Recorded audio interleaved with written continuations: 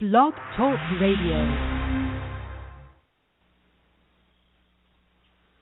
For the next couple of hours, join us as we explore the imagination, the intuition, the inner realm, the inner world, winding our way into our discovery of the fifth dimension.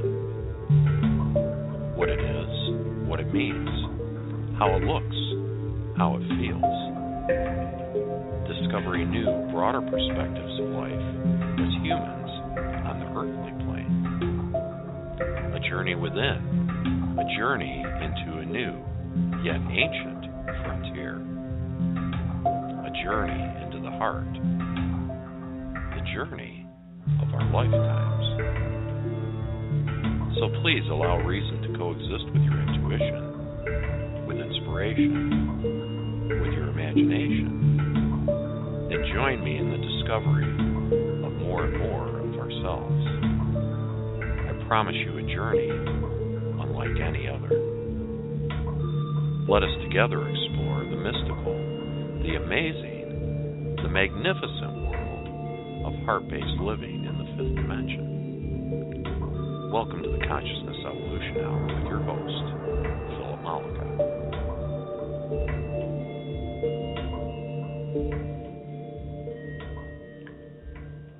And a fond and lovely good evening to all of you. I'm Philip Mollica, and you're listening to the Consciousness Evolution Hour, proudly presented as part of the Rob Gauthier's ENlightenment Evolution Network, which shows at least one show 7 days a week for your enlightenment pleasure. I am very pleased to be here. This is a very exciting show. I'm glad to be back live. I understand there was a glitch with the archive that was supposed to play last week. I fixed that, so even though it didn't play live at the time it was supposed to, you can go back and listen to the archive recording from June with my sister Maria Mollica. It was a very good show, but tonight we've got a lot to talk about, and I've got some great stories and some great things to share with you, some for the first time, so I'm happy to be here. A quick shout out to the Consciousness Evolution 2.0 Facebook group. Hello, everyone. Lovely to have you along. And if you're on Facebook, get over to look up Consciousness Evolution 2.0. It's a wonderful group. We just passed 3,000 members. 3,000 in that group.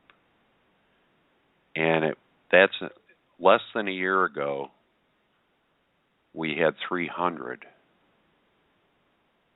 So what does that tell you, folks? That tells you that things are changing rapidly. People are awakening. They're looking for answers. And hopefully we'll give you some ideas on things that you can look at within your own life and within yourself to help find those answers. I'm going to be here to guide you along, but I'm always going to send you back to you, because that's where the pay dirt is. That's the money shot. Is when you begin to explore your own consciousness, your own psyche, to know yourself as a unique aspect of all that is, expressing itself uniquely as you. No one else can do you. And when you express yourself as all that is, express yourself authentically with the spark that is you. The spark of all that is, the spark of Source, the spark of God that is you, and you begin to express yourself authentically, you honor the universe, you honor God, you honor all that is by being who you are. So I'll let you think about that for a few minutes. What we're going to do is the lovely Karen Newman has proffered some announcements for this week. We're going to run those. It's about 8 minutes, and that'll give time to give time for folks to find us and get logged in here and comfortable.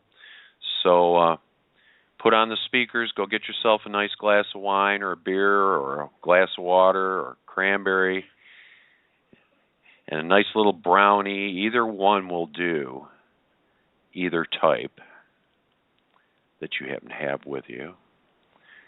And we'll run these announcements. We're going to come back. And once again, I'm Philip Mollica. This is the Consciousness Evolution Hour. 8 minutes of announcements, folks. I've got some great stories, very, very exciting things to share with you. So I'll be back in a moment.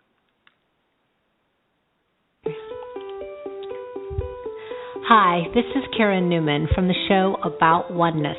And here's what's coming up the week starting on Monday, October 13th until Sunday, October 19th on the Enlightenment Evolution Network 1 and 2. Simply put, Rob Gautier, founder of the EEN and the host of the show that started it all, the Enlightenment Evolution Hour, has put together the greatest metaphysical radio network ever.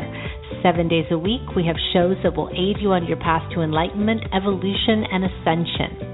On EEN1, Mondays at 6:30 p.m. Pacific Standard Time, 9:30 p.m. Eastern Standard Time is Heart to Heart Talk Radio with your host, Daniel Scranton.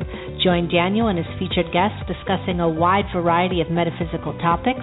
Daniel channels the Creators, the Hathors, Ophelia the Fairy, and Archangel Michael, and the latest, the Unicorn Collective. Daniel and his guests will take phone calls and questions, and it's sure to generate high-frequency discussions. You can find more about Daniel at his website, danielscranton.com, and also on Facebook. Go to the Events tab on Daniel's website to learn more about Daniel's upcoming events. This week, Daniel's guest will be the lovely channel Allison Hamilton. On Tuesday at noon, also 3 p.m. Eastern Standard Time, please join hosts Megan Crandallmeyer and Rachel Archelaus for Radio Inspiration, Expression, and Abundance for their show Soulfulpreneur. Spiritual business specialists Rachel and Megan will bring you inspiring conversations with people who are living their soul purpose. Frequent guests include psychic mediums, channelers, coaches, artists, and authors. They end every show with psychic readings and business coaching. Your questions about your spiritual business or life purpose journey are welcome. Wednesday nights, 9 p.m. Eastern Standard Time, 6 p.m. Pacific, is the show that started it all, the Enlightenment Evolution Hour with host Rob Gautier. Rob channels Treb on the first Wednesday of each month and will take callers' questions. On the third Wednesday, we'll have special guests such as guest channelers and other metaphysical teachers. The other 2 Wednesdays are freestyle call-in shows to discuss whatever callers have on their minds. Tune in to Rob on Wednesday nights, and you can also find him at TrebChanneling.com and on Facebook at the Enlightenment Evolution Network group page. Rob has 2 special announcements. Starting on Sundays from September 14th, TrebChanneling.com offers hour-long meditation classes. Please go to TrebChanneling.com to register. Another project near and dear to Rob's heart is the much-anticipated sequel to the groundbreaking film Tuning In, called Tuning In Now. The movie will feature channelers such as Daryl Anka and Bashar, Lee Carroll and Cryon, and our very own Rob Gautier and Treb. Tuning In Now will explore the amazing work of today's top channels and how they are helping to awaken the consciousness of the planet. The film is in fundraising stages at the moment, and with a contribution for as little as $15 all the way up to $50, you can help make sure that this film is made. Please go to Indiegogo.com, that's Indie, I-N-D-I-E, Gogo, G-O-G-O.com, and type in the search Tuning In Now 2. That's the number 2. Tuning In Now with the number 2. On Thursday nights, 9 p.m. Eastern Standard Time, 6 p.m. Pacific, join host Philip Mollica with the Consciousness Evolution Hour. Join Philip and his special guests and co-hosts as they discuss the shift, ascension, timelines, metaphysical concepts, and the 5th dimension. Find Philip at the Consciousness Evolution 2.0 group page on Facebook and on YouTube. On Friday, The Earth Experience with your host, Kalina Angel, 9 p.m. Eastern Standard Time, 6 p.m. Pacific. The Earth Experience explores our soul's expansion through our human experience on Earth. Kalina will help you to navigate and expand through the exciting confusions that we are manifesting as new 5D beings. On Sundays, 2 p.m. Eastern Standard Time, 11 a.m. Pacific, is my show About Oneness. About Oneness is a weekly radio program focused on celebrating the ongoing conscious awakening of our planet and our realization of oneness. I'm an American originally from Charleston, South Carolina, now living in Europe, The Hague, the Netherlands. I'm an integrated channel, medium, Reiki master, and metaphysical teacher. I have a varied and diverse background, including that of being a singer, dancer, writer, as well as working in the sport, nutrition, and fitness world. As a channel, I bring forward the information of my non-physical guides called Theos, whose message is always that of oneness and unconditional love. This show for me is about integrating all of my experiences and following my highest excitement, which is tapping into the truth of the universe. If you would like to find more about me and my show and my upcoming guests, as well as see many videos and channelings and teachings, you can go to aboutoneness.com. On the Enlightenment Evolution Network, too, join host Victoria Vives every Tuesday at 9 p.m. Eastern Standard Time, 6 p.m. Pacific, hosting Earth Sky People Radio, your bridge between heaven and earth. Subjects will include planet Earth, becoming part of an intergalactic society, star seeds and extraterrestrial life, living in oneness with one another with Mother Earth and with life beyond the Earth, the Interstellar Alliance, also known as the Galactic Federation of Life, music, frequency and sound healing, question and answer interviews, shamanism, ancestral wisdom and the star nations, self-sustainative and regenerative living, and much, much more. Her guest this week will be Greg Alexander. Victoria and Greg will be offering live chakra tuning during the show. Please go to victoriavives.com/radio, where she has details about the show and the network. On Saturday evenings, 9 p.m. Eastern Standard Time, 6 p.m. Pacific, the Pied Piper and Texas Rebel hosting the show Disclosure Now. Disclosure Now is the On the Edge of Our Seats show that covers all topics of disclosure, from the world's most famous and obscure UFO cases.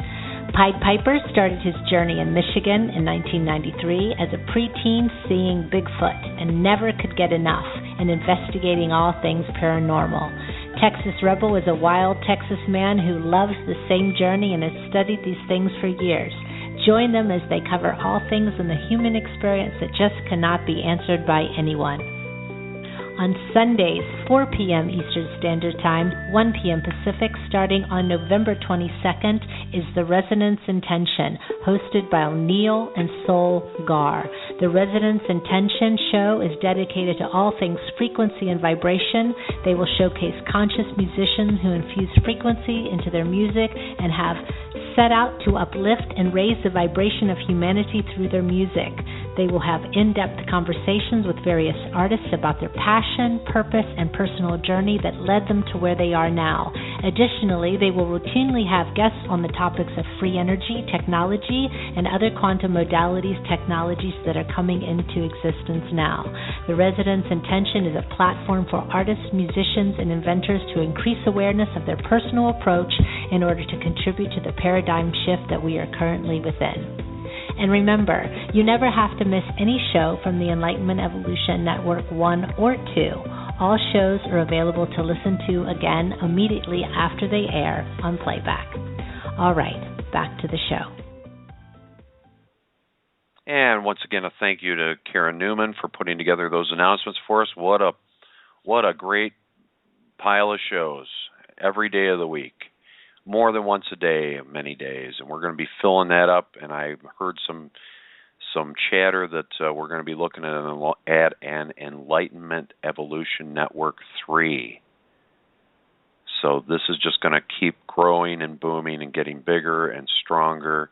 And folks, I'm so glad to have you along with me.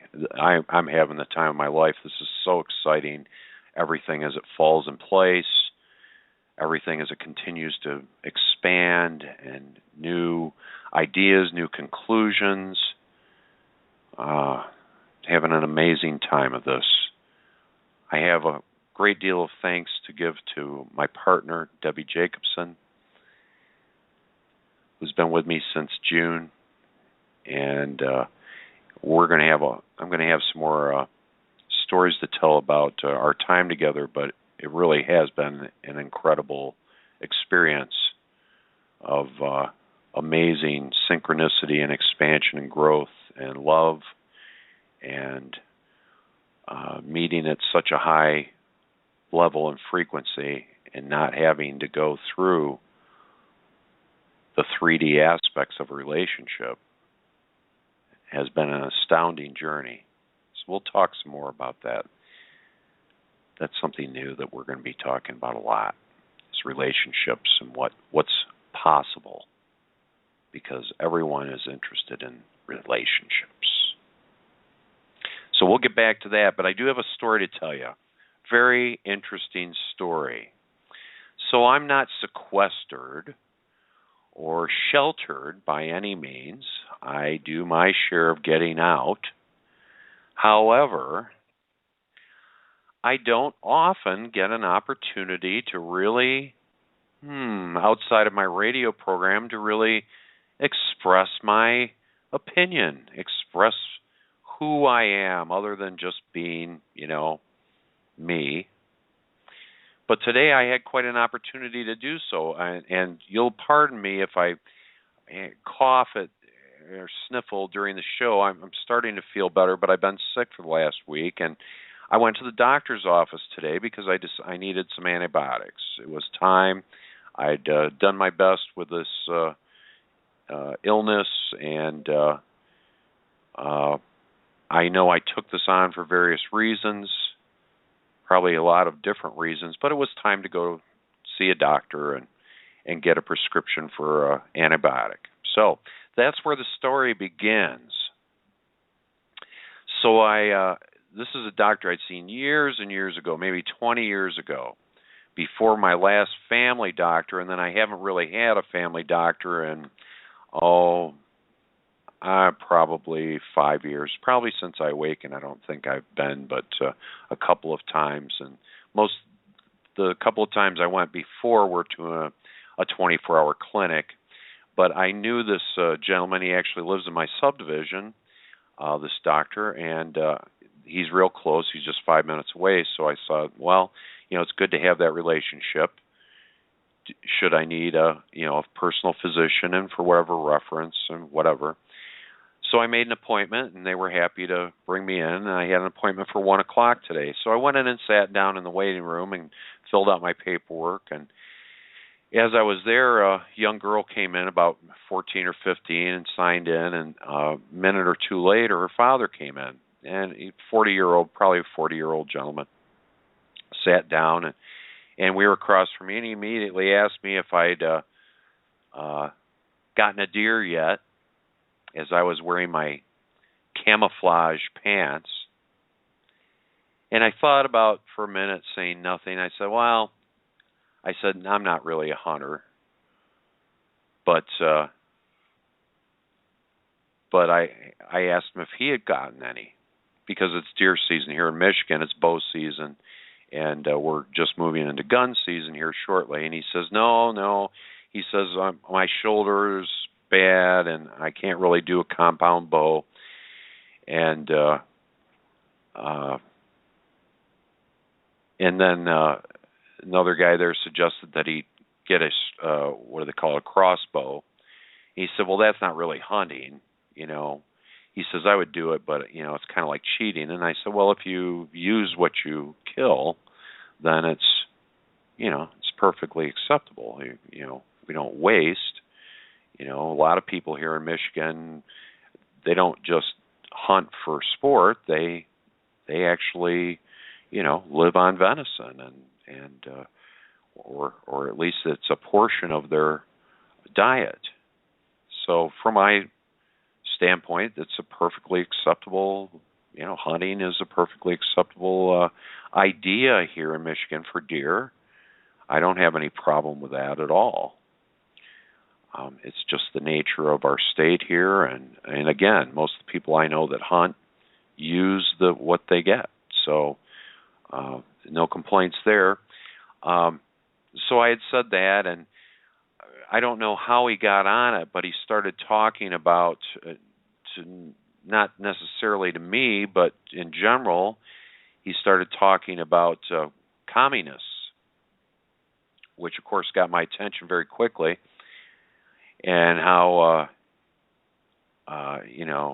communism is ruining the country, and he just started going off, and I'm listening to this guy, and of course my first inclination is just ignore him. But he was sitting right across from me, and he was at times speaking to me directly, and he suggested that a number of different things that were ruining our country, and communism, and Democrats also. Democrats were evil, not just bad, but they were evil, and that anyone who thought that it was okay to murder their unborn child by abortion was evil and would go to hell. And I'm sitting there, and he's continuing to rattle off this offensive diatribe. And when he had spoken about the communism, I said, well, what we really need is no borders, and we need to start acting as one world. And he said, oh, that's the worst thing that we could do. That would just lead to more chaos and, third world and this and that. And then he proceeded to tell me again about all the people who were evil in the world. And it went from Democrats to communists to pro-abortion people. And then he said, and homosexuals and lesbians are evil too. If you look at the Bible, we're not even supposed to sit at a table with them. And that was it. That was all I could take, folks. And I said, that is complete and utter bullshit. And the moment I said it, the door flew open from the waiting room, and they called my name, and I headed straight for the door.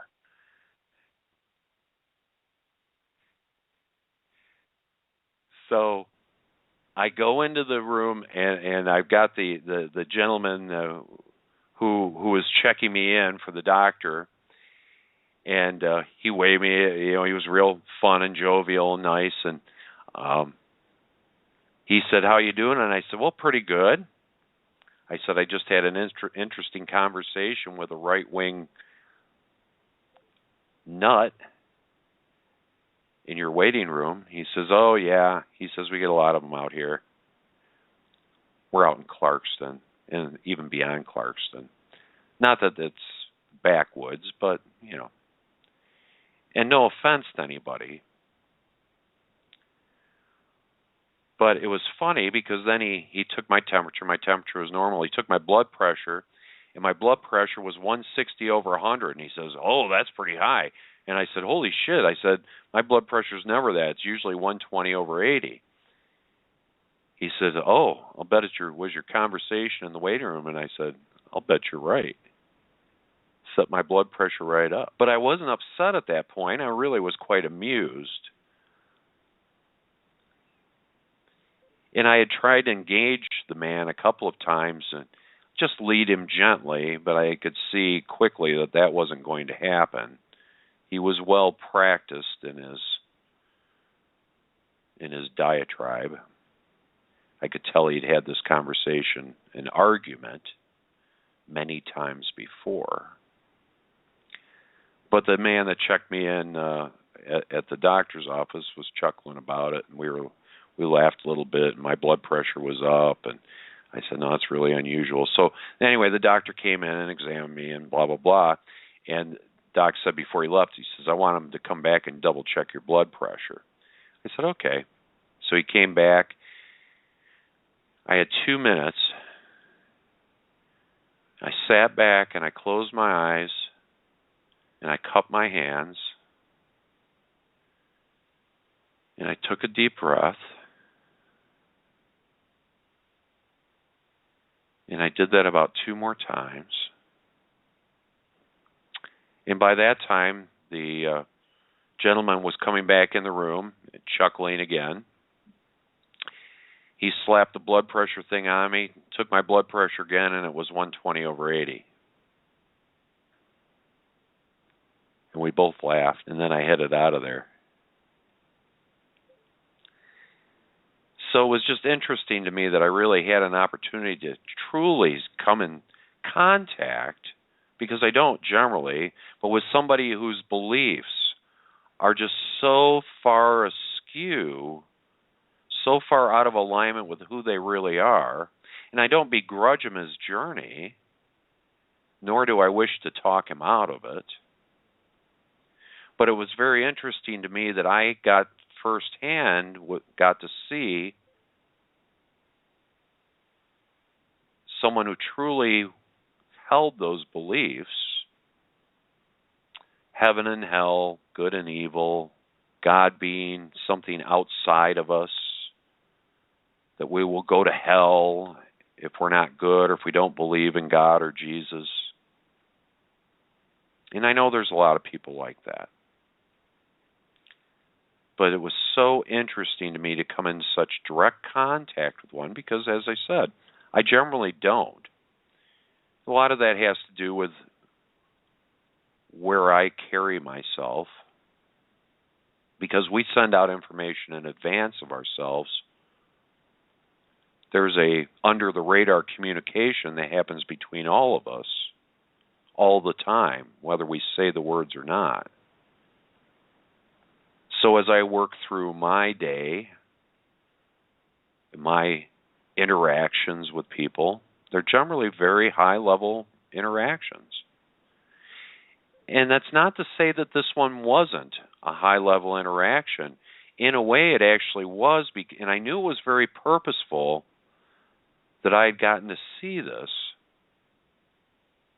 firsthand and up close and in such an intimate moment. There was great purpose in me seeing that. And I didn't think that there was anything wrong with me. You know, that's the question a lot of spiritual people ask themselves when something like that happens, or they have something bad happen. Why me? How could this happen to me? And the idea is that instead of asking what's wrong with something, ask what's right about it. Ask yourself how it is serving you to have some sort of experience.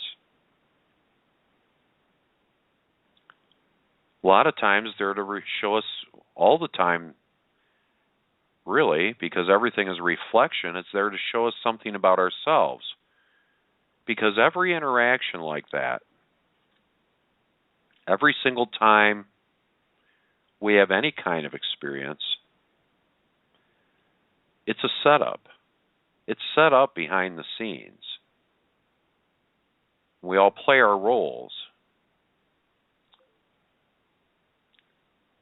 including my nutty right-wing conservative. You know, somewhere, someplace, I set up that interaction with him. Isn't that an interesting thought? So instead of asking what's wrong, ask what's right. Why would you have an experience? It's to show you something about yourself. Now, I definitely got pinged by this guy. There's no doubt about it. And that's unusual for me. Give me a moment.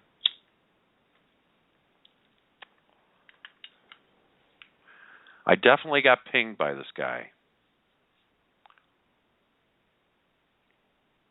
And it wasn't just me. I know the other people in there were getting pinged by him too. There was a woman in her 40s that was proclaiming her distaste for everything he was saying, and she said something to me on my way out too. She happened to be in the inside waiting room, and she said something about, oh, he's still out there. He's found someone else to talk to. And I said, no, it's all good. Just so happened his daughter was sitting next to that one when she said it. She was on the inside waiting room as well.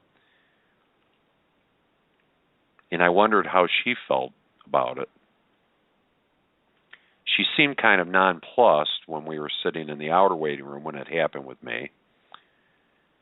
She was kind of just not paying attention, it seemed. But I assume she just has heard it over and over again and probably has learned to tune it out, and especially in a public arena,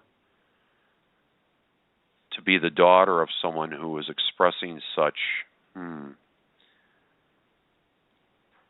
discredit to the human race. I imagine she was quite uncomfortable.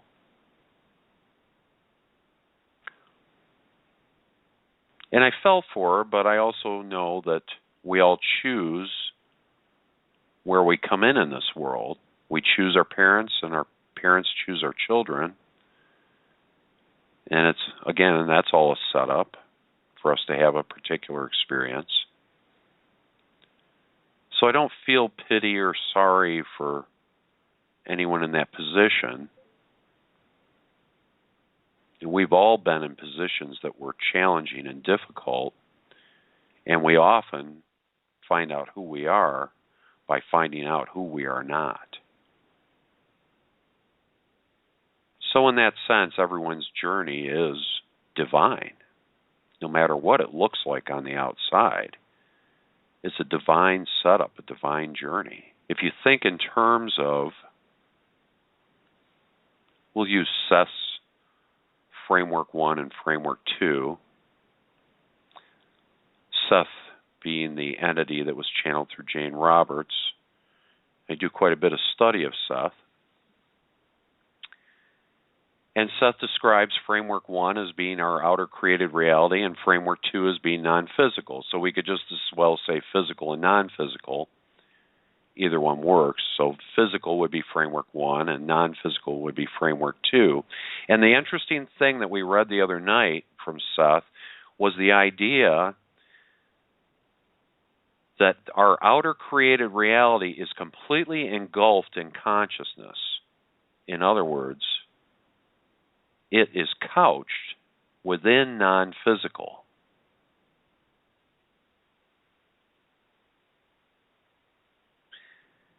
And then along those same lines, we were watching the latest Bashar transmission last night.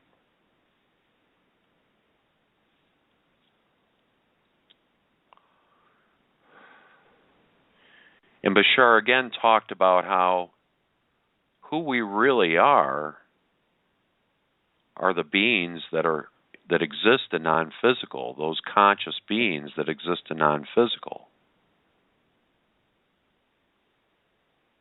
And that this outer created reality is those people dreaming. So it's us in non-physical dreaming our existence here. How's that for a paradox?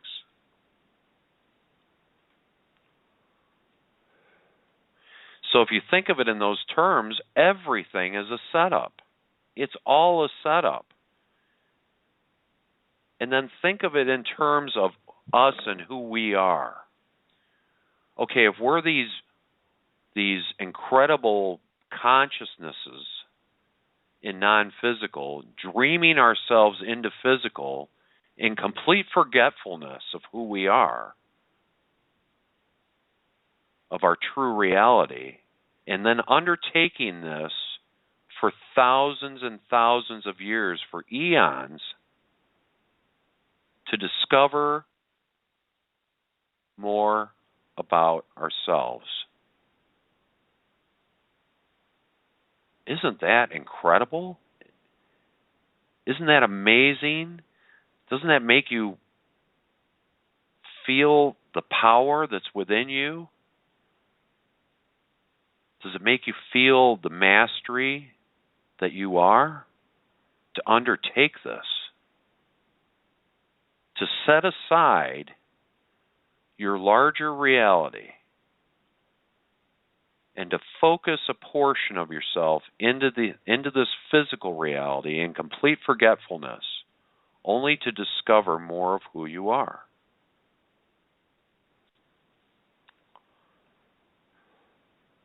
What being could do that? Can you imagine the tearing away that must happen when you were born? I think we all can, because we carry that in ourselves. It's a cellular memory of us tearing away from Source to become physical in forgetfulness, to forget everything that we know about ourselves, only to rediscover it again. But you know, for thousands of years, we didn't have a shift like we have now. We did the physical journey. Every one of us has been everything. We've been men and women. We've been all different races, rich, poor, destitute, billionaires, all races, all countries. We've all done it all for thousands and thousands of years. We've had experiences in complete forgetfulness. We've had lives where we lived till we were 80. We've had lives where we lived not at all. We've had lives where we died in childhood. Thousands of incarnations, all to have an overall experience of discovering who we are. But now, all of a sudden, we are in this incredible time.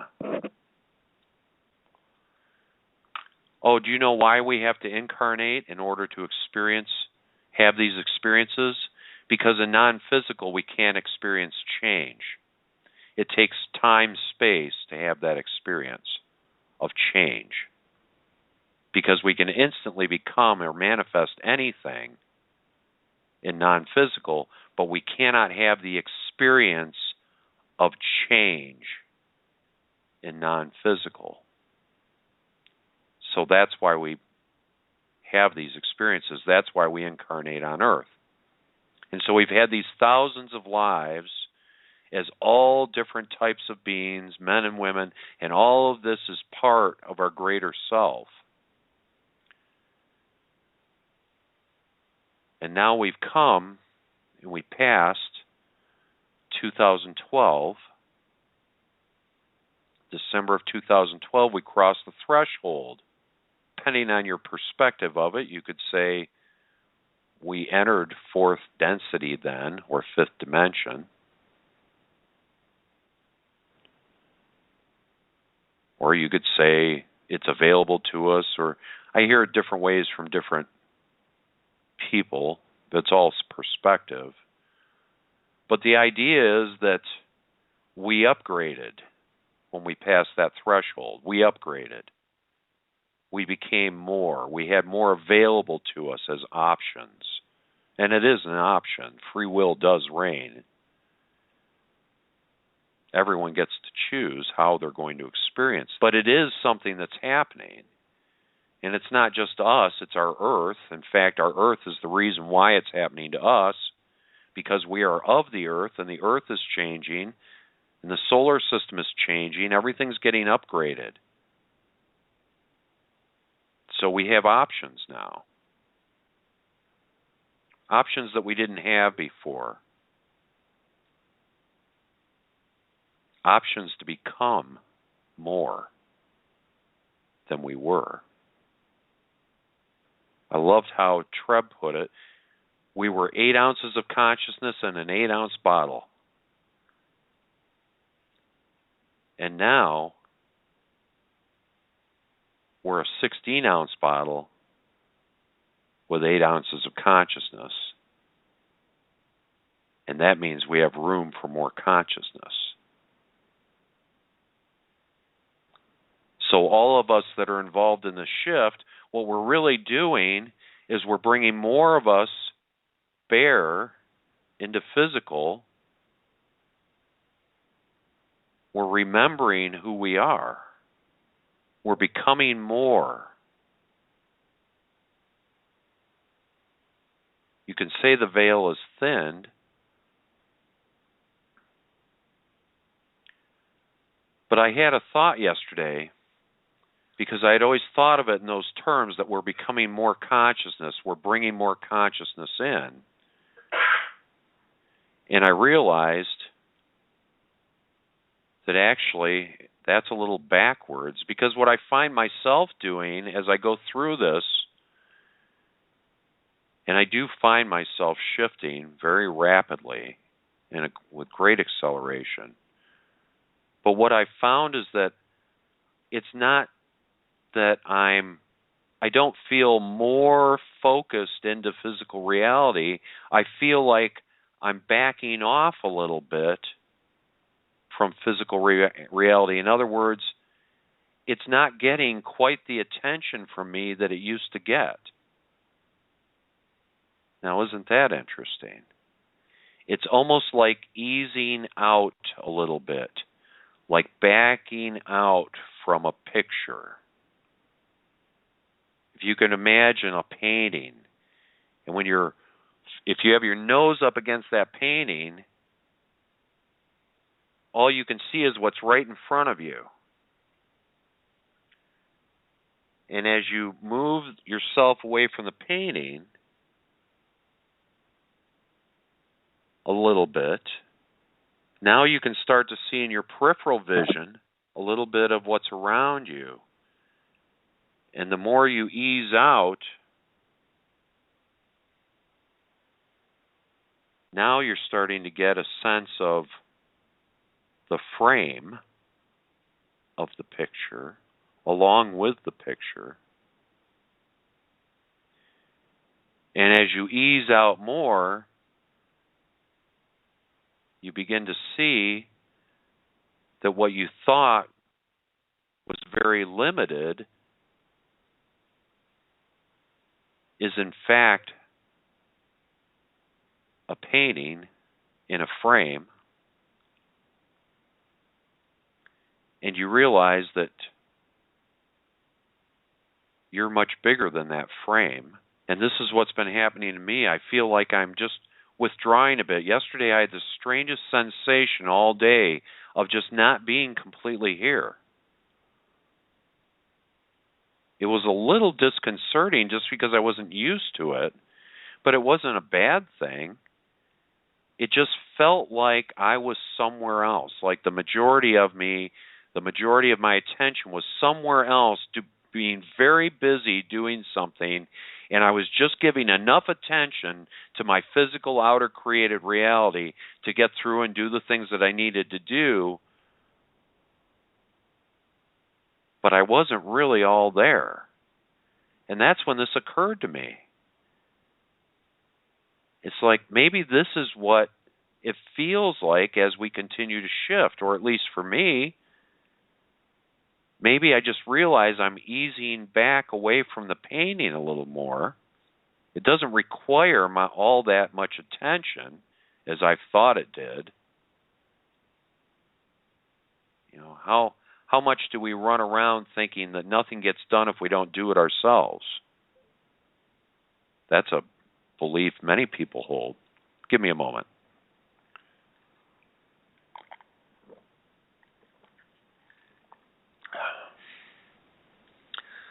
That's a big belief many people hold, that if they don't take care of every little thing, that somehow it will get away from them.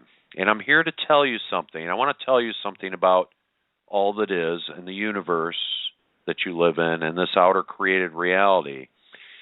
I told you before that our outer created reality, our physical reality, our framework one, is engulfed, is couched in consciousness. It is engulfed in non-physical. In other words, it springs from, but is not apart from non-physical. It is surrounded by non-physical, which is what gives it form, which is what gives it meaning, which is what gives it life in that sense, everything in our outer created reality has its source in non-physical. Everything. Every object. Every noun and verb. Every person. Everything. Every animal. Our very world. Our very earth itself has its source in non-physical and is continuously replenished with energy in every moment. We think of ourselves as being here in these bodies, being here, living our lives like we're born, we die, and we think that the time duration in between is all there is. And what we don't realize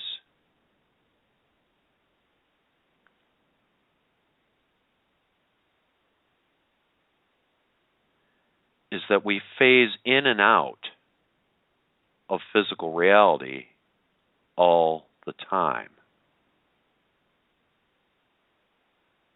We actually come in waves. Our energy comes in waves. I remember Seth talking about that, and I remember thinking that, there are times where I feel really sharply focused in waking day, what we call our waking time, and there are times that I'm not. And even Seth said that there are times where our signal is not as great for many various reasons.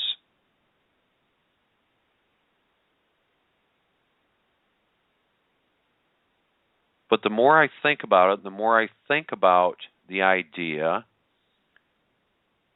that this is the waking dream, the more I'm having that experience of it.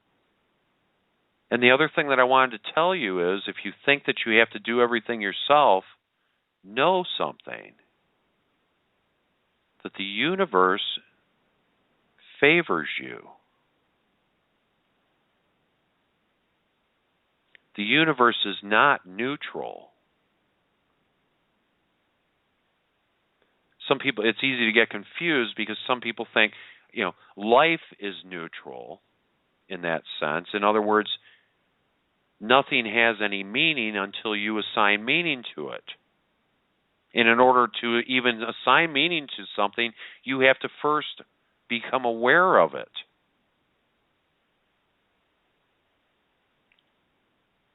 So as we become aware in our physical life, we assign meaning to things. It's kind of what we do as humans. We judge. We assign negative and positive ideas to all kinds of different things, because that's how we figure out what our preferences are.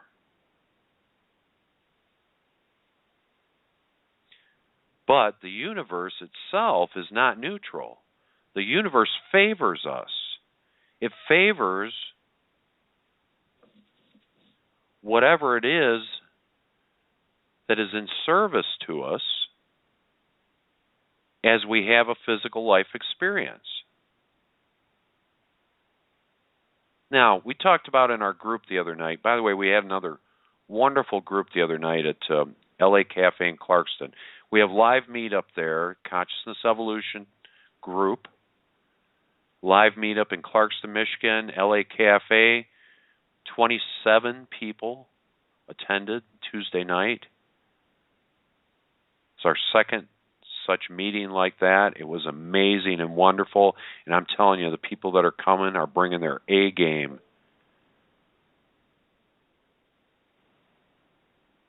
These are people who are tuned in and turned on, tapped in. Everyone there brought their A game and made it such a beautiful experience for everyone who was there. And we went around and everyone had stories to tell about about seeming miracles in their lives.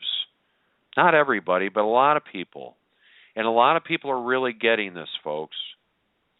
A lot of people are really getting this information, and they're really putting it to bear in their life.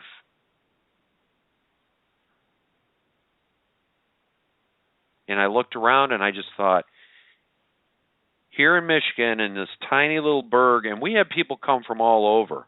We have people come 2 hours who drive in just to attend this meeting, or more. But we had an amazing group there. And one of the things that we talked about was, a question that came up was about manifestation. And the person asking the question specifically asked about the red BMW.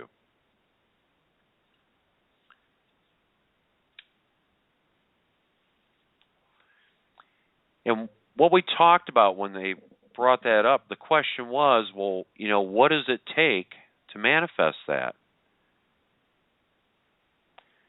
And what I shared with them, and what I'll share with you now, is that a lot of these teachings and teachers, and I love them all, and I appreciate everything that they're doing, are having manifestation classes, abundance classes.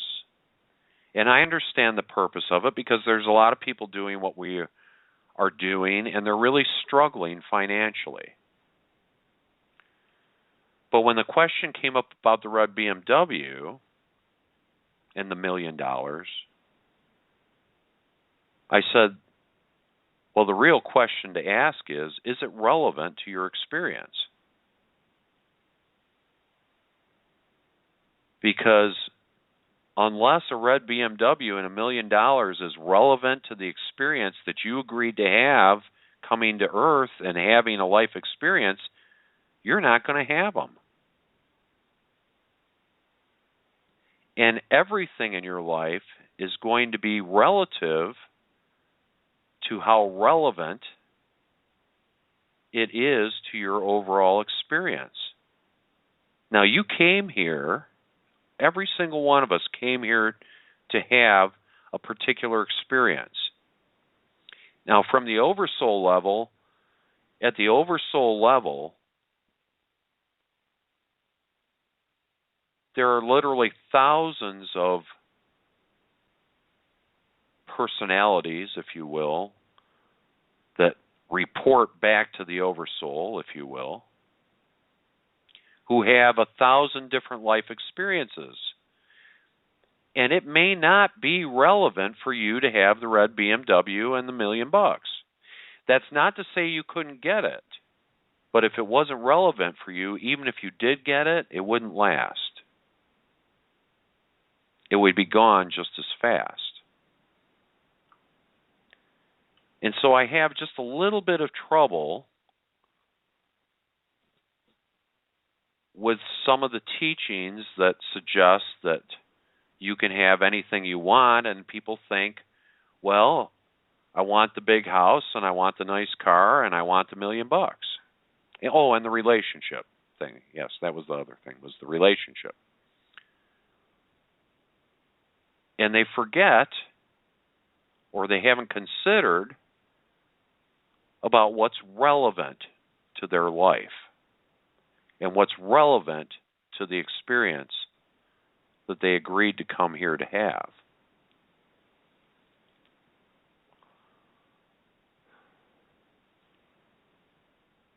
But there's only one way to find out what's relevant for you, and that's to get yourself into alignment with yourself.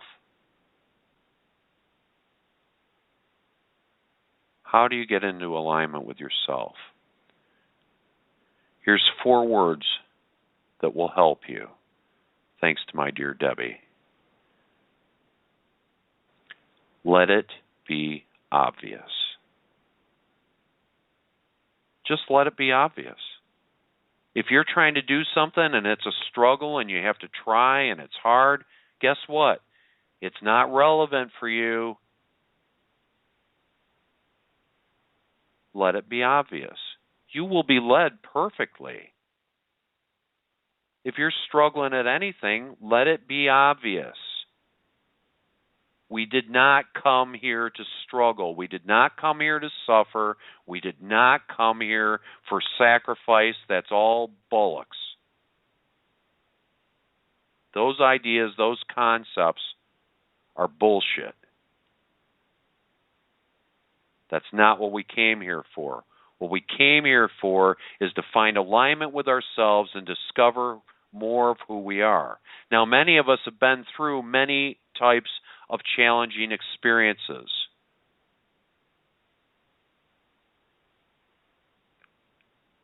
But we've been there, and we've done that. And now it's time for all of us to remember who we are. And I'll use all of us lightly because I wouldn't want to steal anybody's experience from them if they want to face more challenges. But what I'm telling you here now that you're listening to my show, telling you that we have options now that we didn't have before.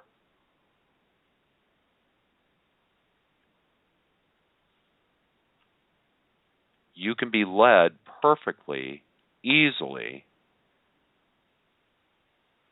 into the experience that is relevant, easy, and peaceful for you. You can choose that now.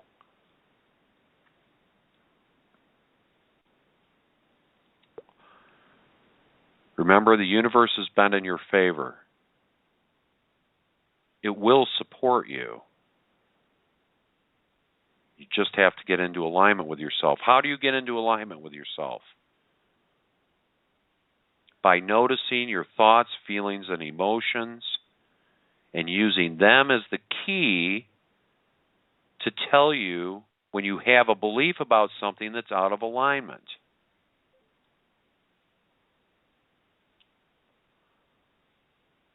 Because if you feel bad or upset or angry or mad, that is a red flag.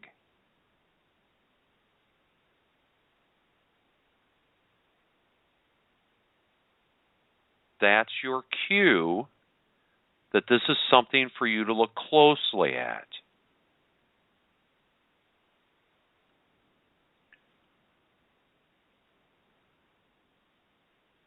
So when you back up a little bit from the anger, frustration, whatever it is that you're feeling in the moment, when you back up from the emotion, from the thought, from the feeling that gave you the red flag, and then look at the belief that's behind it. What is the belief behind that thought, feeling, or emotion that doesn't feel right? And this is the work we're going to be doing. Because I'm telling you, folks, if you want to do this, everything that is wobbling about you is going to come up. Every single thing that is wobbling about your alignment with yourself is going to come up, and it's going to ask you to look at it. And if you don't look at it, and if you push it away, it's going to get louder and louder and louder until you are forced to look at it. You know why? Because we can't take it with us. Because they're lower density vibrations.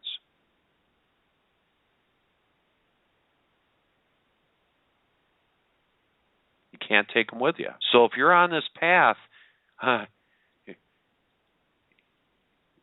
you're going to get a lot. You're going to get it all the time. But the good news is, the more you look at the beliefs and release them, the less you will have that you've got to deal with as you move forward. I don't want to say before you move forward, as you move forward, because we are always moving forward. Nothing will stop that. All you'll do is make it take a little longer.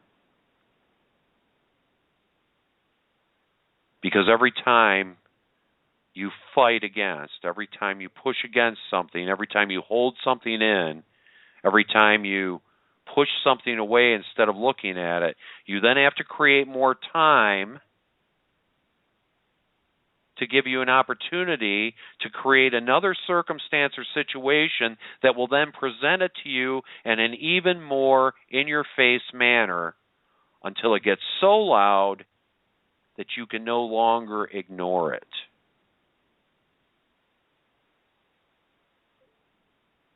Now, you can make this process very easy and pleasant.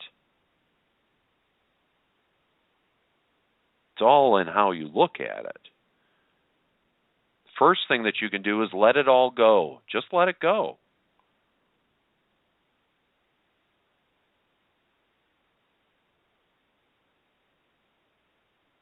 Let go of the anger.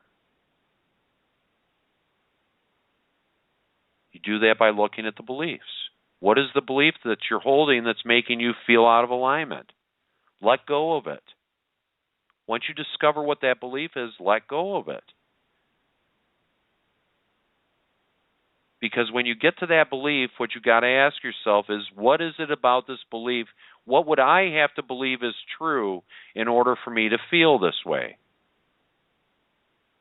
Oftentimes, it'll be something that's wrong with you, that you believe is wrong with you. And the moment you let it go, you'll understand that it can never be true. All those terrible things you think about yourself can never be true. They can't be. You are an aspect of all that is. Your beingness, your existence is ordained. Ordained.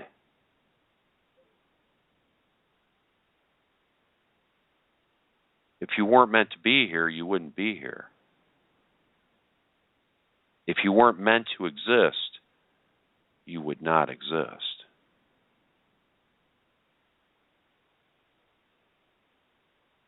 But you really can make the process very enjoyable. Because if you just back up a little bit, remember the painting? Just bring your nose away from the canvas a little bit. Remember, this is the waking dream.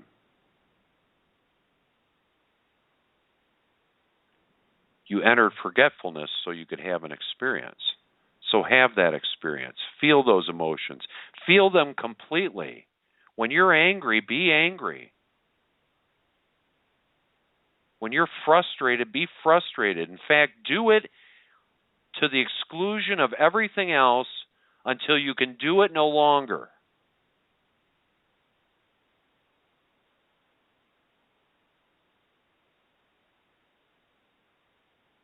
Beat up on a pillow for as long as it takes for you to completely feel it. And you will soon get to a point that you cannot sustain that emotion. But once you've allowed the emotion to exist, once you have not invalidated it by pushing it away, by saying, this can't exist because I'm a spiritual person, I'm not allowed to have feelings of anger, I'm not allowed to be upset. That's a crock too. You're here to have an experience. But if there's any wobble left, if you're wobbling around any old beliefs that you're still carrying, I guarantee you they're going to come up for you. And instead of running away scared, instead of looking away, look them straight in the eye and relax. Because this is the setup, remember? You set it all up this way. So relax, step back a little bit. Know who you are. Know that in discarding those old beliefs that no longer serve you, that you are opening yourself up for more consciousness to pour in, for more of your authentic self to take its rightful place. And eventually, you'll get to a point where you just don't have any errant beliefs. to deal with anymore. Now, if you're anything like me, that seems like a long ways off. But it really isn't. It's just a matter of being aware in every single moment.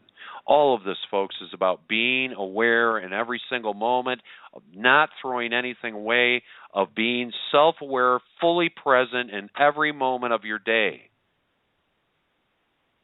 That's the trick. When you can do that and you know what you're doing in every single moment, then you're not feeling bad and you don't know why. You'll know exactly why. And then you'll know that if you feel bad about something, that there's a belief beneath that you need to look at. And then you will enjoy sorting through your beliefs until you find it. And you go, aha, there you are. Let's look at you, little belief. What is it about you that is bringing me out of alignment?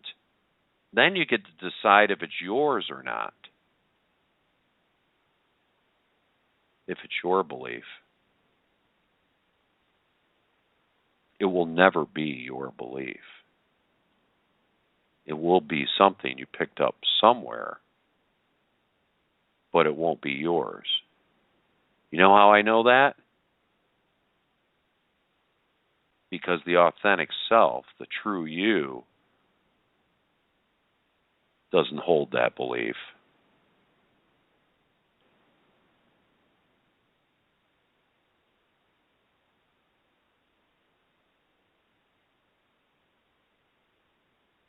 You'll find it for yourself. In fact, you'll get to a point where you will happily come across something that upsets you. You go, ooh, what could this be? Bring it on. This is something that is new that I haven't thought about. This is something that triggered me, that pinged me.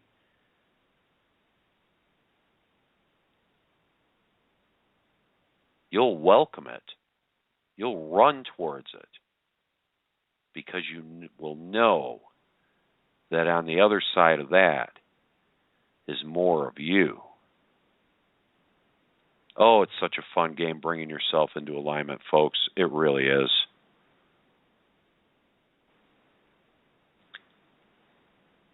Especially if you have someone that you can work with. And when you're both playing at the same level, and you can reflect back to each other what you need to know about each other, what you need to see about your own beliefs, then you can really move. That's what I've had the joy of doing for the last 4 months with Debbie. We've really had a wonderful opportunity to reflect to each other such beautiful expansion as we discover more of ourselves.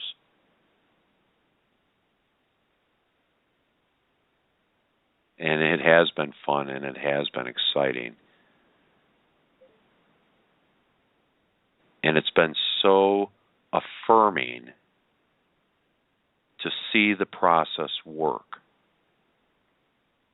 to see the idea of beliefs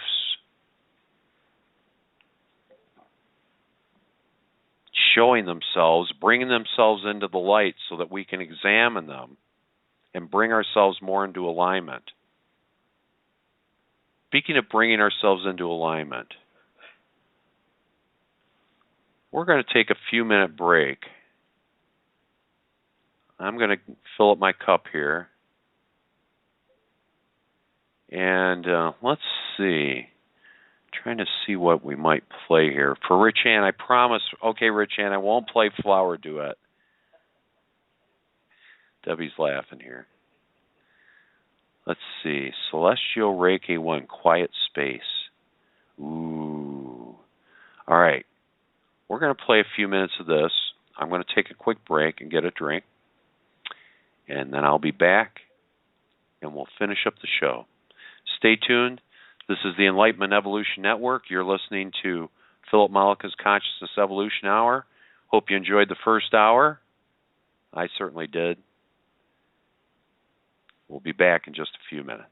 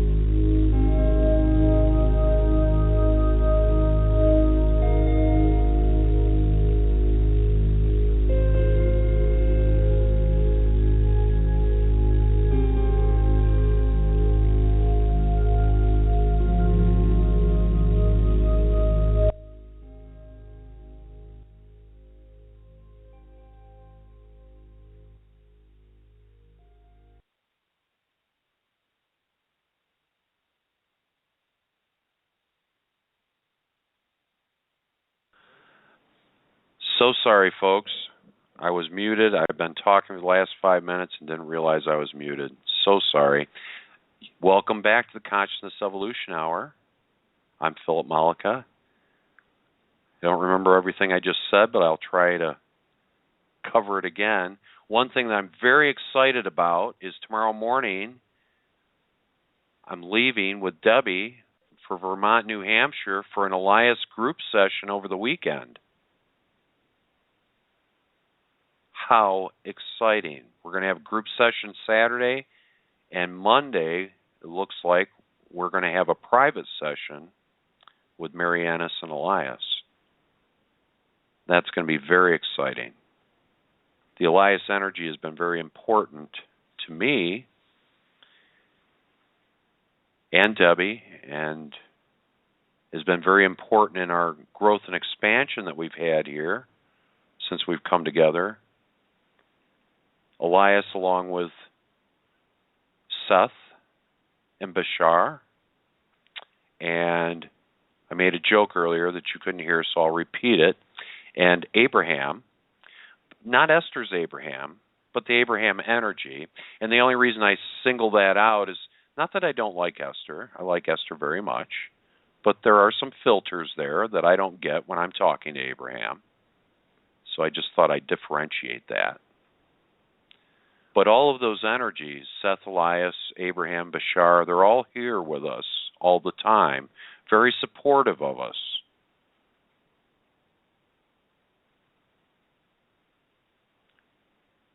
We truly enjoy the growth and expansion we get,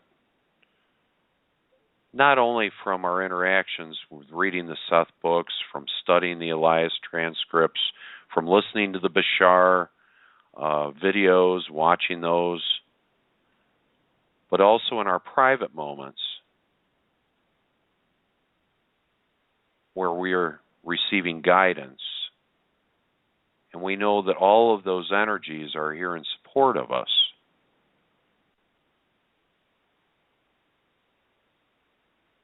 It really is an amazing journey to walk through, as I said, what we're doing in the shift, the ascension, if you want to call it that. We haven't really come up with a good word for it. It's definitely a change. It's an evolution of consciousness, which is how I settled on the name of the radio show and the name of the Facebook group and the name of my meetup group. It's an evolution of our consciousness into another level of consciousness, a level of awareness of who we are. But I did want to take a moment and talk about relationships for a moment, because everybody's looking for a relationship, more or less. Well, I suppose I can't speak for everybody, but I think most people would like to have a nice relationship that they could share with somebody else.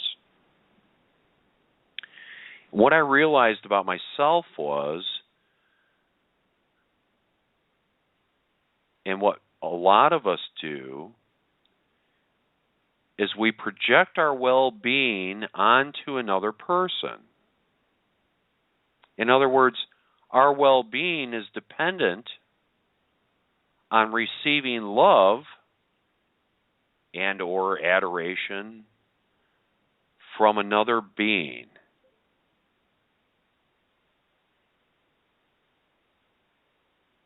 And I realized that I had gone through a process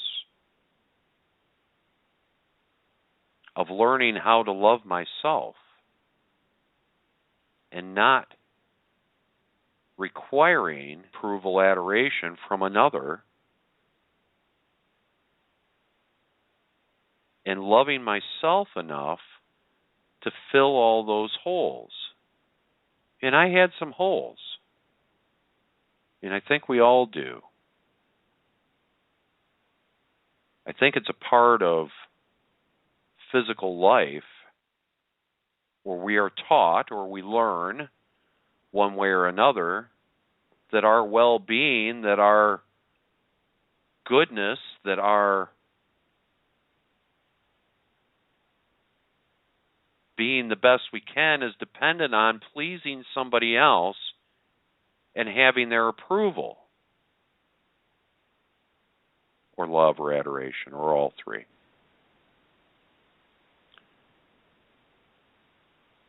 And as long as one thinks that they need fixing or finishing or fulfilling from another, they will always be disappointed, because you will never find that if you don't have it within yourself to begin with. No one else completes you. You are a complete package. You are a whole being. You are a unique aspect or spark of all that is. So if you can learn how to love yourself, how to fill those gaps, how to fill those holes in your heart, in your stomach, in your head, to fill them with your own self-love, to love yourself so much to leave no space empty, having to be filled by another, then, and only then, are you ready to have a relationship with somebody else.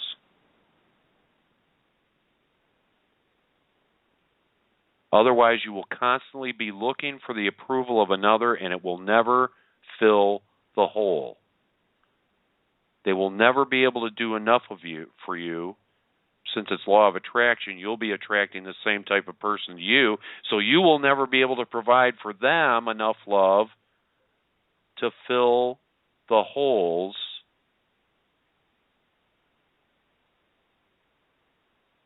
in them.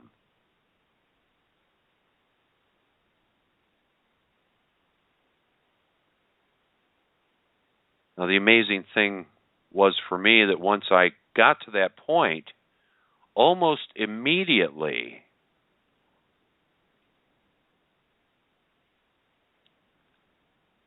Debbie showed up in my life.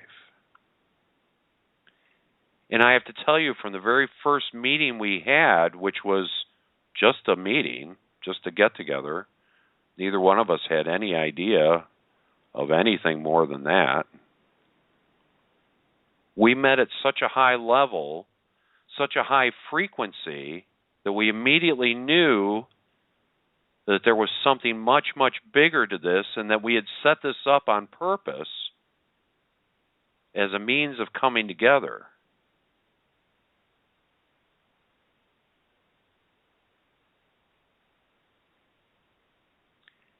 The next thing we quickly realized is that we had met on such a high frequency that we didn't have to play the 3D game with each other. We didn't have to play the karmic game with each other. There was no karma there. This was not a karmic relationship. Neither one of us had to be here. Neither one of us had anything to play out with one another.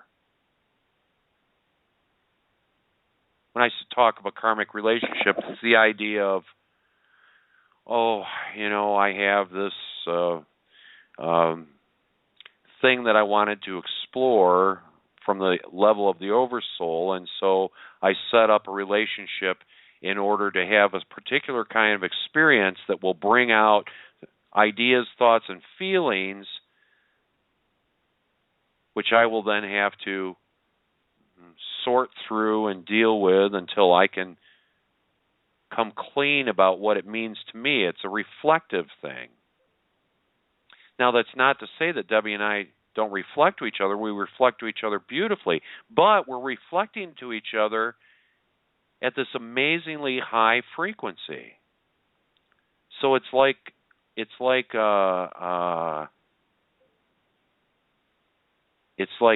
bouncing off each other constantly higher and higher and higher and higher. It's an amazing experience. And literally did not have to go through any ideas of 3D and what a relationship should look like. The old ideas of a 3D relationship. Haven't been through any of that. Completely unnecessary.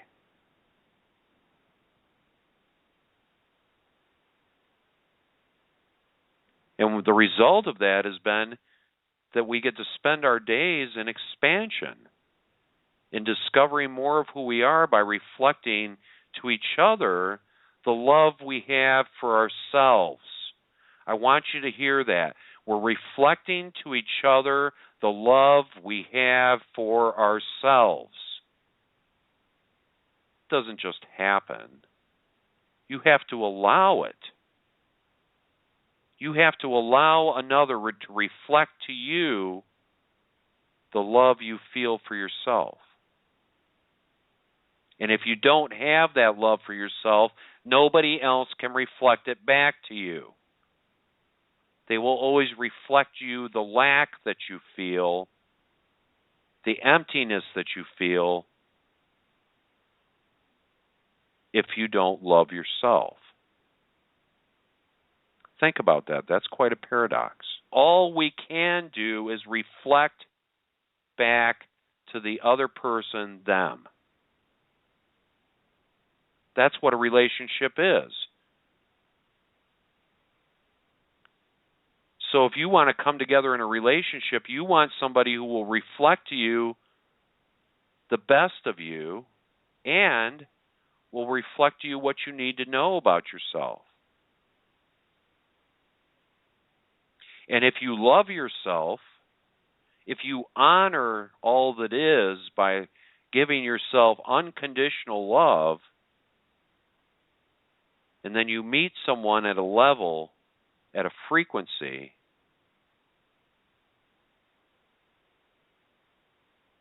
that is high enough, then you can reflect to each other that love.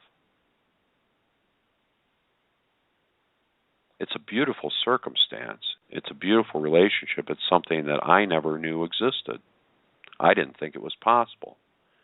I never expected to be in a relationship again. Not like this. And I know Debbie didn't either. It was a shock to both of us. A very pleasant shock, but a shock nonetheless. So I've had the joy, the amazing opportunity to do this with Debbie for the last 4 months, and it continues to be wonderful, and it will continue to be. And we're going to talk a lot more about relationships in that sense. But something I did want to bring up, there's a couple of,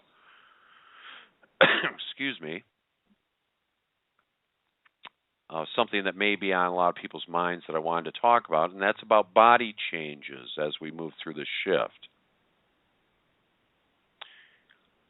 You can call them ascension symptoms if you like. I suppose that's fitting. But the idea is that our bodies are changing all the time to accommodate the shift. And the reason I'm bringing this up is because a lot of us who are involved in this are aware of changes in our body, in our physicalness. Great changes, sweeping changes. And one of two things is happening. If you're in a shitty place, your health is getting really poor because you cannot sustain that negative energy in the new framework. So if you're in a shitty place and you're unhappy, it's going to affect you physically, and it's going to happen fast. We create our bodies on the fly. We think of it in terms of birth and death and everything in between, and that our body goes through this process. But the fact is that our body is created anew in each moment by us.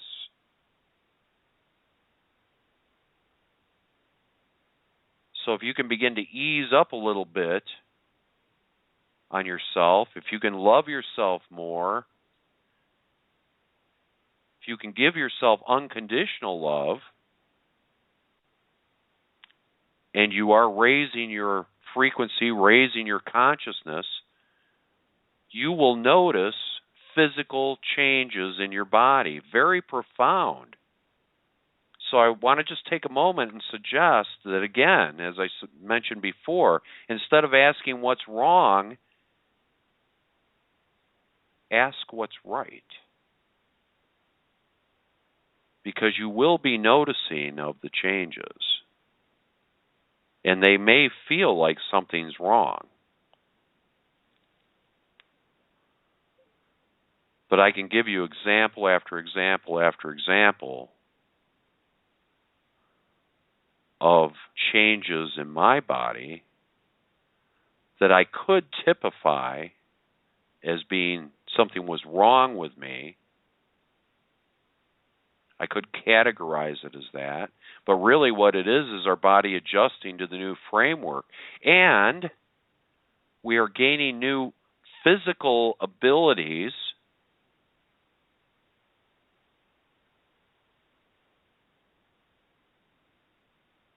eyesight improving, hearing improving. Oh, and if you still think when you hit 40 or 50 that your body begins to disintegrate, that's bullshit, folks. That's a belief. It's not true. In fact, our whole collective has the ability to instantly change over to where we can live for hundreds of years. Instantly change. Right now. And many of us going down a path that we're going to live well beyond what's considered an average lifespan.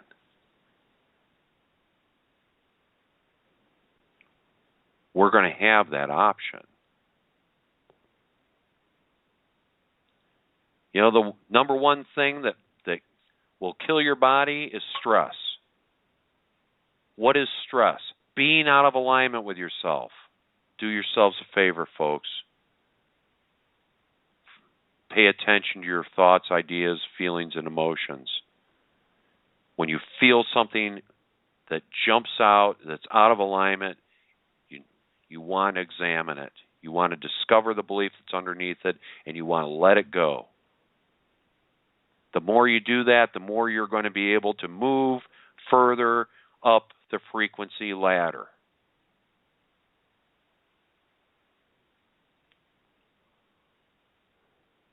And bones and toes and eyeballs and teeth. All kinds of crazy ass shit is going to be happening to your body. So don't go running off to the doctor. Oh, I take that back. If you have a belief in doctors in the medical profession, then run off to the doctor. But you might want to just consider that maybe nothing's wrong and maybe everything is right. Maybe it's a sign of your movement. Absolutely guarantee you my eyesight is better than it was 10 years ago. My hearing is better than it was 10 years ago. My body is in better shape than it was 10 years ago. Everything about me is better than it was 10 years ago, 5 years ago, 3 years ago, last year. I'm not deteriorating. I'm getting better. Everything is getting better. You know why? Number one, because we're going to be able to live longer. Number two, because we're going to become aware of things we weren't aware of before physically.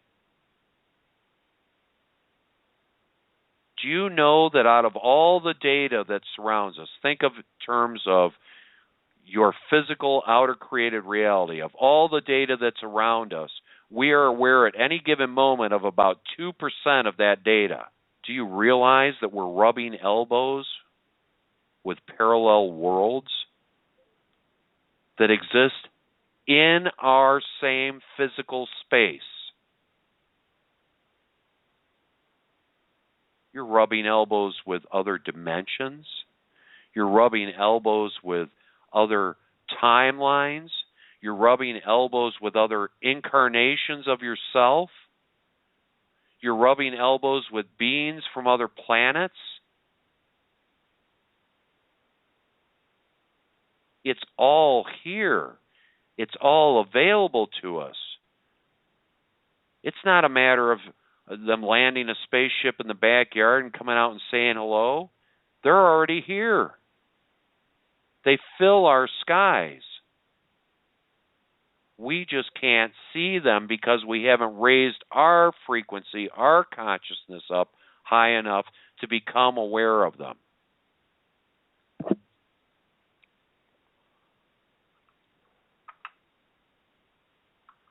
All the data's here. It's here for the taking. We just need to become more aware of it. So as you raise your consciousness, I'm going to repeat a term that Bashar used, expect the unexpected. And we talked about this last time. Expect the unexpected in that anytime something looks out of sync, out of a little bit off kilter, draw your attention to it, because that's where your cues are. That's where the clues are. That's where your keys are.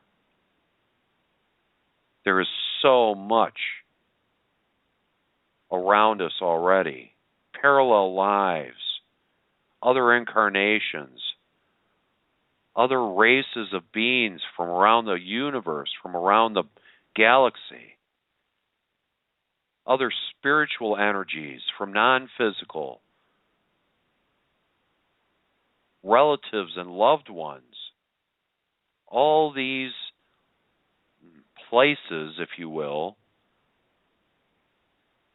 are places we rub elbows with right here, right where you're sitting, or standing, or driving. All that data is there, and we're becoming more aware of it. And that's why our bodies are changing. Our bodies are becoming more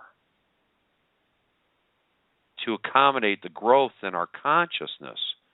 Because really, it is our consciousness that is growing. We're allowing more of it. We're allowing ourselves awareness of more of ourselves.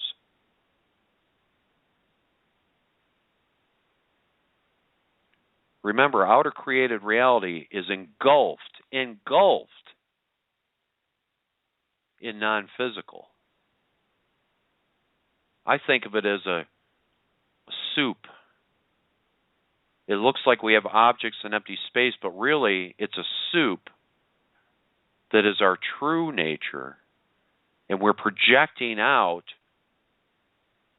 an apparent physical reality from that consciousness soup that literally surrounds us. Literally. I had that dream, that vivid dream, lucid dream about, the ships landing and meeting my hybrid daughter and my other hybrid children.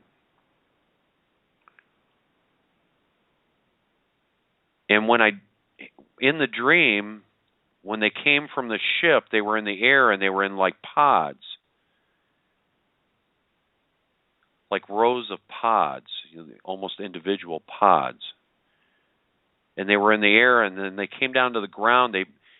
Before they came down to the ground, they like all melded together in this like soupy fog that engulfed them. And then they sort of descended onto the earth in front of me, and I was able to walk into this, where all those beings were. And that's kind of the same idea of what this outer created reality actually is. It's a soup of consciousness that's made to look very real to us, very convincing.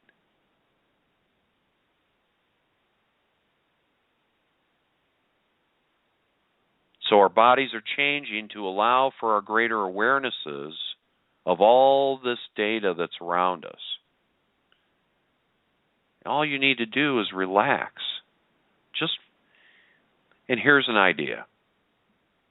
Relax your reasoning and logical mind.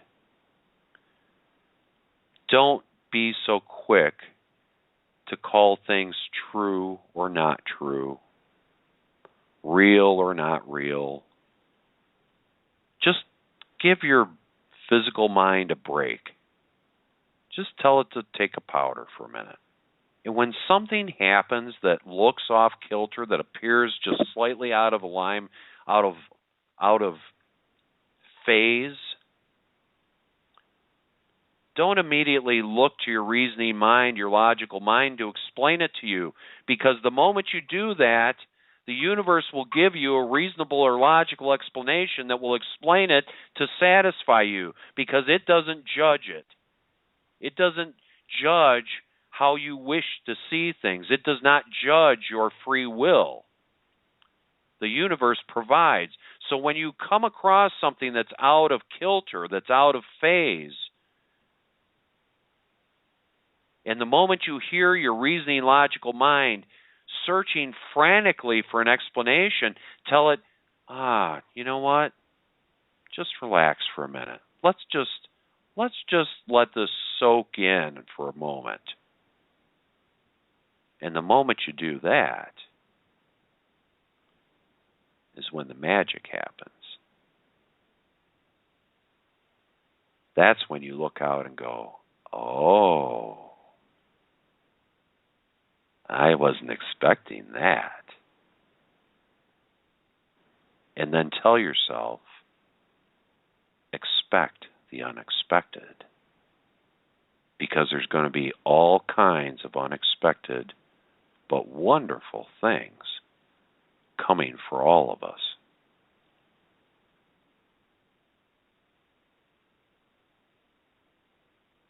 I'm telling you, in the next couple of years,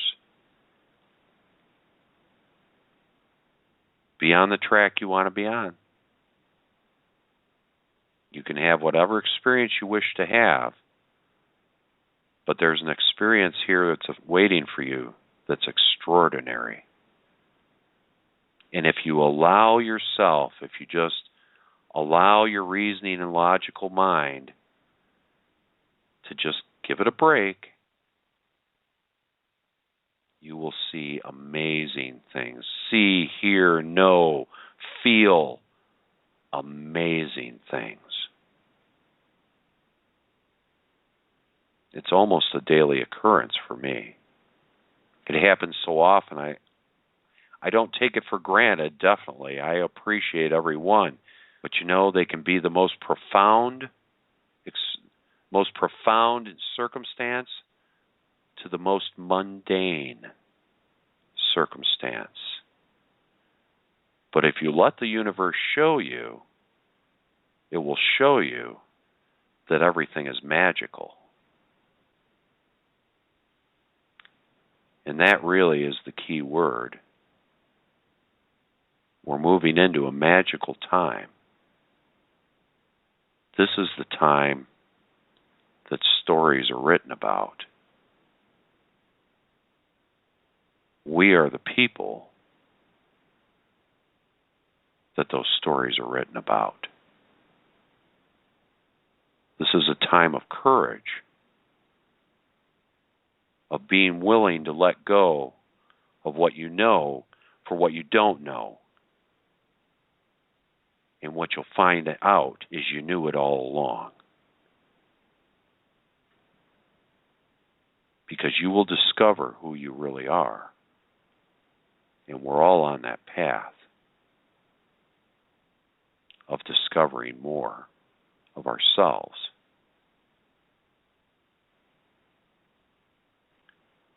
Bashar said in the video we watched last night, he said, your whole civilization can be summed up in 2 words.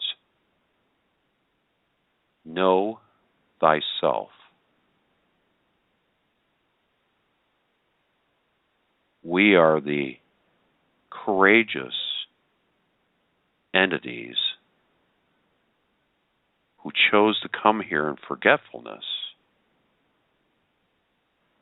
to remember who we really are. It's a time of courage. It's a time of heroes. It's a time of stories, beautiful stories of accomplishment, of love, of discovery, stories of magic. This is the time we're moving into. And every single one of you is the hero of that story, because you are all masters. You are the masters of limitation. And it took courage and bravery for you to come here in forgetfulness, to do this, to tear yourself away from the bosom of Source,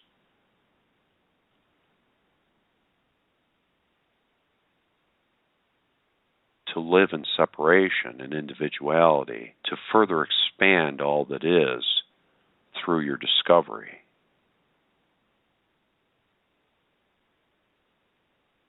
Feel that power within you. Know the authority of your own being.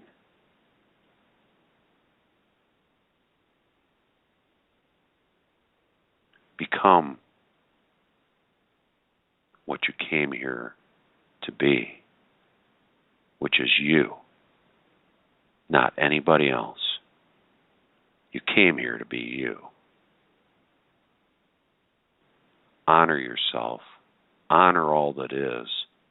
Honor the universe. For your existence is ordained. I think with that, we'll close the show tonight.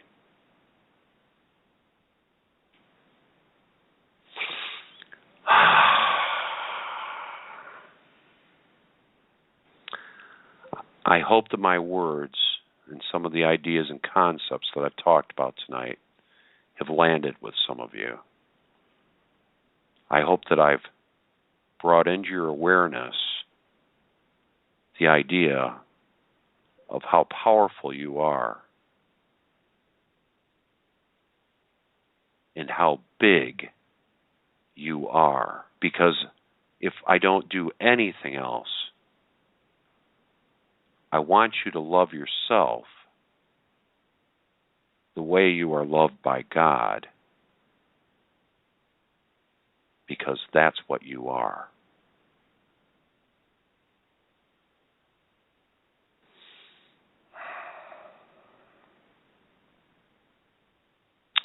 Thank you once again for tuning in tonight. I'm Philip Mollica. You've been listening to the Consciousness Evolution Hour.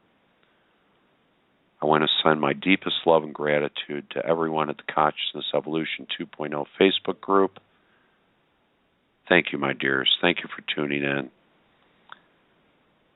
Thank you for allowing me to express my authentic self and to share my thoughts with you tonight. You can find me at the Consciousness Evolution 2.0 Facebook group. You can also find me on meetup.com at the Consciousness Evolution group. We have live meetups here in Clarkston, Michigan, first and third Tuesdays of the month. 27 people this past one, 26 the week before, the time before. Amazing people showing up. Amazing. Self-empowered, self-aware, fully present, beautiful, beautiful energies. And I can feel all you out there who are listening tonight. And I want to thank you for your participation and tell you that I love you dearly for allowing me to do what brings me the greatest excitement. I'll be back live next week, Thursday night, 9 p.m. Eastern, 6 p.m. Pacific. I am certain that I will have some amazing stories about my visit with Elias, with Debbie this weekend. I'm so excited to take a road trip. We are going to have a blast and get to talk to Elias. Oh, yeah.